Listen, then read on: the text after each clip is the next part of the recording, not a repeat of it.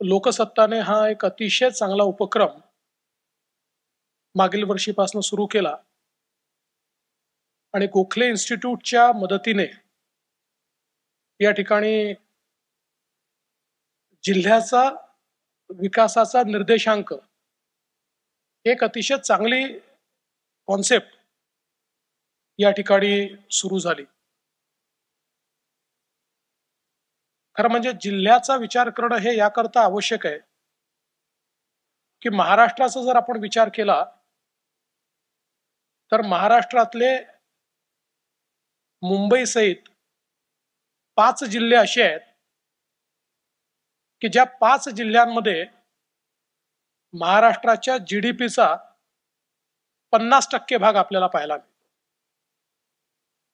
त्यामुळे एकीकडे प्रगत राज्य म्हणून महाराष्ट्राकडे बघत असताना जर विकासाचा समतोल किती आहे याचं मोजमाप आपण केलं तर कुठेतरी हे लक्षात येतं की एक डिस्पॅरिटी आहे। बराचसा भाग असा आहे की जो पाहिजे त्या प्रमाणात विकसित होऊ शकलेला नाही आणि महाराष्ट्रामध्ये तर वर्षानुवर्ष दांडेकर समिती, मग इंडिकेटर बॅकलॉग समिती, मग त्याच्यानंतर एक अजून आपण समिती तयार केली होती। अशा विविध समित्यांनी विकासाचा जो असमतोल आहे याबाबत बरंच भाष्य केलंय, पण डायनामिक पद्धतीने अशा प्रकारचे इंडिकेटर्स हे फार आपण काही वापरलेले नाहीत।